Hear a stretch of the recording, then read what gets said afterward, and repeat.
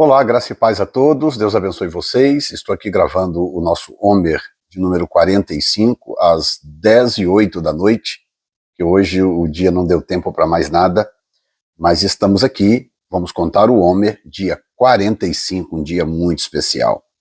Na sequência do nosso texto de Ruth, onde ele diz que, verso 11, agora, pois, minha filha, não temas, tudo quanto disseste te farei, pois toda a cidade do meu povo sabe que és mulher virtuosa. Ruth 3, 11, verso 12, porém, agora é muito verdade que eu sou o remedor, mas ainda há outro remedor há mais chegado do que eu.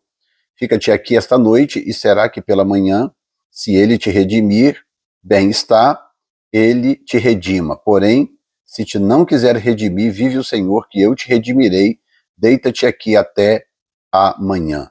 Verso 14, ficou-se, pois, deitada a seus pés até pela manhã, e levantou-se antes que pudesse um conhecer o outro. Ou seja, não havia nada de sexualidade nisso. Pudesse um conhecer o outro, porquanto ele disse, não se saiba que alguma mulher veio à eira. Lembrando que Ruth é um tipo de Cristo, a relação da igreja com Cristo é uma relação alheia a Israel. Porque Israel, a nação de Israel tem dificuldade de aceitar a igreja, porque eles não aceitam Jesus. Então eles têm dificuldade de reconhecer a igreja. Aliás, eles tratam, existe um segmento judaico que trata a igreja como se fosse inimiga de Israel. Porque eles não sabem separar muito bem evangélicos, por exemplo, de católicos. Então o que eles têm na memória são as perseguições da Idade Média, né? As inquisições da Idade Média, onde muitos judeus foram presos, mortos ou forçados a se converterem ao cristianismo, e tudo isso eles têm em mente, né? Então não há também de se julgar o povo de Israel por ter essa resistência contra os cristãos, né? Que para eles cristãos é todos que se dizem cristãos, né? Então aqui está uma questão interessante, que esta relação de Cristo com a igreja é uma relação privada. Não se saiba que alguma mulher veio à eira. Entendeu? Quer dizer, quando Boaz sai da eira e é visto pelos judeus, né, aqueles que trabalhavam com ele, as pessoas da cidade, etc., ele já havia estado com Ruth na eira e ninguém sabia. Entendeu? É o que algumas pessoas chamam de arrebatamento secreto, que na verdade são os anti-arrebatamento, que chamam o arrebatamento pré-tribulacionista de secreto. Nós, os pré-tribulacionistas, não chamamos de secreto. Ele é um arrebatamento privativo, mas ele não será secreto porque toda a terra saberá que a igreja desapareceu.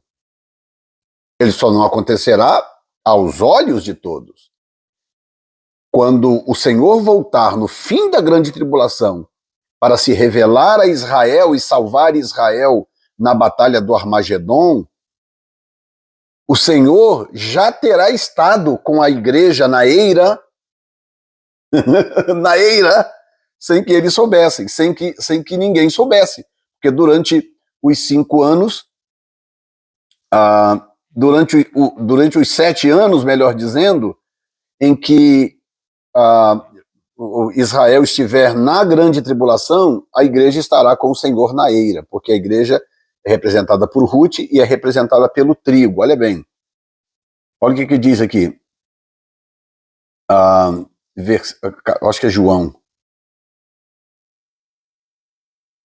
Estou procurando um texto aqui que eu não tinha em mente, mas vai ser importante mostrar para vocês esse texto, tá?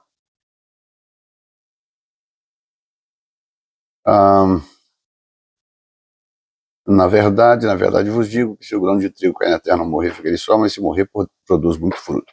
Esse aqui também fala a respeito disso, porque o trigo representa a igreja. Mas o que eu quero é mostrar para vocês algo que João Batista fala sobre Jesus. Esse texto que eu estou procurando aqui. Ok, tá cheio. Mateus capítulo 3, versículo 12. Por isso que demorou um pouquinho, porque eu não tinha o texto em mente. Mas olha bem, quem é que está falando aqui? Deixa eu ver se realmente... É João Batista. João Batista está falando, ele diz, verso 3, 10. Capítulo 3, versículo 10. Também agora está posto o machado à raiz das árvores, toda árvore, pois, que não produz bom fruto é cortada e lançada no fogo. E eu, em verdade, vos batizo com água para arrependimento, mas aquele que vem após mim é mais poderoso do que eu, não sou digno de levar as suas sandálias. Ele vos batizará com o Espírito Santo e com fogo. Agora, escute bem algo que João Batista diz. Em sua mão ele tem a pá, e limpará a sua eira, e recolherá o trigo, e recolherá no celeiro o seu trigo, e queimará a palha com fogo que nunca se apaga.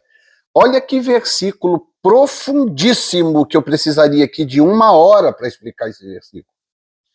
Capítulo 3, versículo 12 de Mateus. Em sua mão tem a pá, Jesus, e limpará a sua eira, e recolherá no celeiro o seu trigo. Trigo é em Pentecostes, lembra disso? Páscoa é cevada e trigo é Pentecostes. E recolherá no celeiro o seu trigo e queimará a palha com fogo que nunca se apagará. Então agora voltando, olha o que está acontecendo aqui no celeiro de Boaz. Será que precisa desenhar? Tem como ser mais claro do que isso, essa simbologia espiritual? Olha bem, ficou-se, pois, deitado a seus pés até pela manhã, e levantou-se antes que pudesse um conhecer a outro, porquanto disse, não se saiba que alguma mulher veio à eira.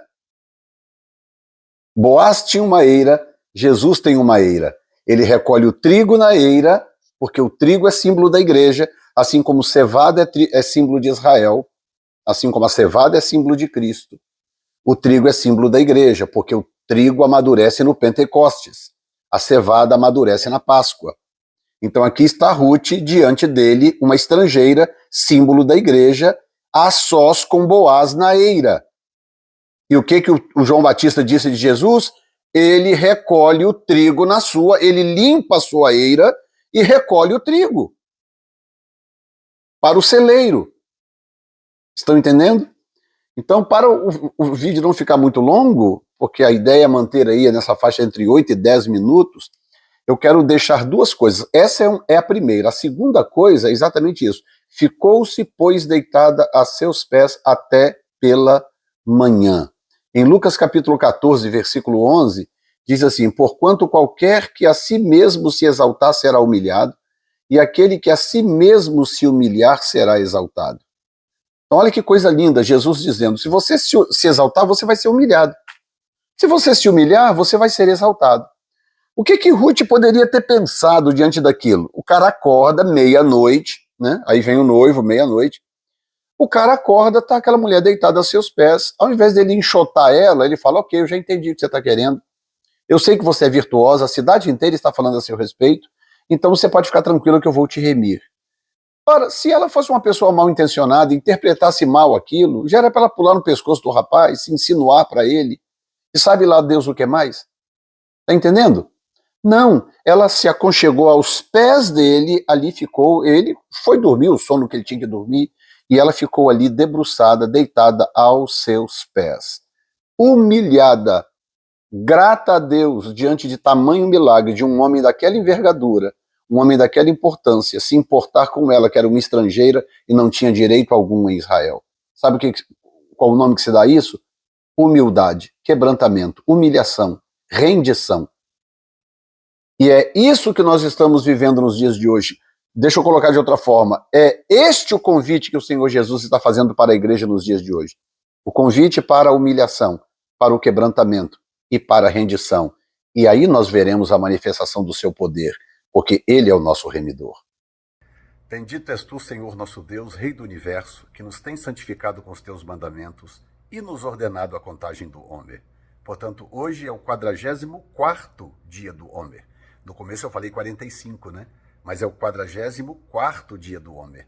Amanhã voltamos com a contagem 45. Deus abençoe a todos.